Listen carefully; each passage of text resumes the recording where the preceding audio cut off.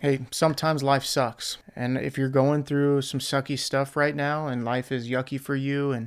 and maybe you've made a mess of things, maybe you're struggling with sin that you just can't see a way out of, maybe you've lost a relationship, a job, you're in transition, whatever it is for you where life is just awful and you feel alone and anxious and depressed and not really sure where to turn, I just want to encourage you and simply say that you're so loved, that God has a plan, that He is sovereign and fully in control, and there is no amount of backsliding, there's no amount of sin and trouble that we can get ourselves into and tangled up in that He can't rescue us from.